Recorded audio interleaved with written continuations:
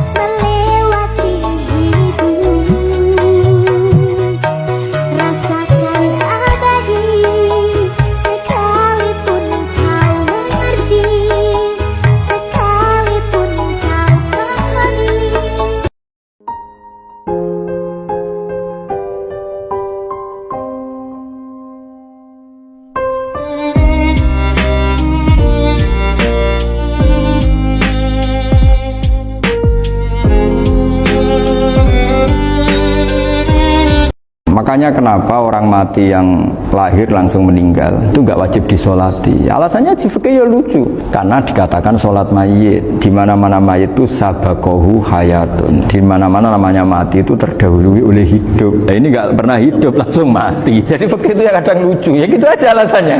Kamu nyolati apa? Mayit. Kenapa kok mayit? Jadi mayit itu namanya mayit. Orang mati. Orang mati. Orang mati artinya pernah hidup.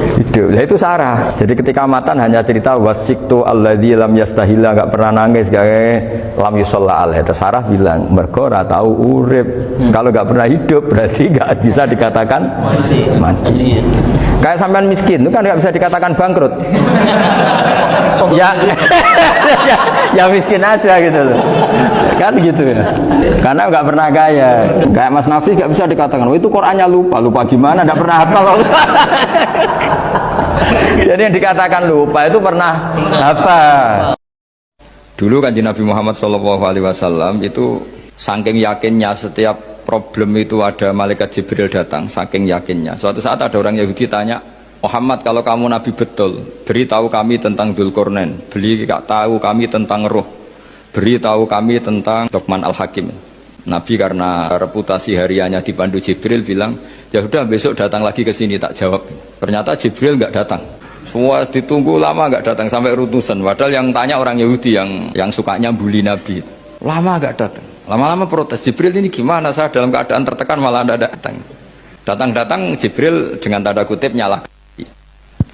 Yaitu ada ayat wala taqulanna li syai'in inni fa'ilun dzalika ghadan illa ayyasha. Jangan katakan besok bisa melakukan sesuatu tanpa mensandarkan itu semua kepada kekuasaannya Allah Subhanahu wa taala. Akhirnya semenjak itu Nabi mensyariatkan kalau kamu janji harus mengatakan insyaallah. Subhanallah wa bihamdihi 'adada khalqihi wa ridha nafsihi wa zinata 'arsyihi wa midada kalimatihi. Setahu saya Mbah Mun itu kalau ketemu bapak ya guyon terus. Saya punya kenangan tuh yang dulu agak iskal tuh begini. Ada isu lah, entah isu entah hoax entah apa, ada kaji itu agak beling itu, pokoknya beling lah gitu. Seneng siapa itu, rondo lah apa itu. Pokoknya beling gitu. Ketika Mbah Mun dilaporin tamu kalau kaji itu beling sama rondo itu, Mbah Mun tanyanya lucu. Lu ayu no cung, wayu banget Mbah. Wayu. Itu bapak juga bakas ayu nih. Dulu saya sekali ini kiai kok bakas wong ayu, bakas budine barang lah kira-kira gitu. Tapi setelah saya tambah alim, tambah ngerti itu, kata bapak gini, ya abek bakas ayu hak timbang no malah kozaf. Ternyata seni. Sekali Mbah Mun atau bapak bilang kaji kok zino kaji, maka larinya ke kozaf. Maka menghindari bahasa menuduh, ngomong yang nggak penting. Loh ayu no. Jadi kiai dulu tuh orang sok suci tapi menghindari hal-hal yang jadi punya seni untuk ngelola kehidupan. Kemenangan umat Islam yang permanen itu kemenangan logika. Kalau kemenangan perang, kemenangan bernegara, kemenangan sosial, orang Islam ya pernah kalah. Zaman Nabi Sugeng saja pernah mengalami kalah periode Mekah. Ketika periode Madinah juga pernah mengalami kalah di peristiwa perang Uhud. Tapi kalah-kalah sosial ini tidak ada pengaruhnya dengan kalah secara logika. Logika bahwa alam ini dimulai dari satu Tuhan wajibil wujud tentu lebih mudah dicerna. Artinya gini, ketika kita secara sosial ekonomi kalah, mungkin secara apa kalah, meskipun kita ada ingin kalah, tapi jangan pakai ukuran itu. Nanti jangan-jangan ketika kita kalah kaya sama nyuwun sewu non muslim atau kalah kaya sama yang sholat, buruhnya orang tidak sholat, yang sujud, buruhnya orang yang tidak sujud. Anda tidak perlu merasa kalah. Ketika Anda kerja dan tolabul halal, itu yang merintahkan Allah. Jadi Anda tidak pernah buruh di mata Allah, distatuskan tolabul halal, orang yang mencari apa? Halal, dan itu ibadah. Karena Islam hanya ngakui hukumnya Allah.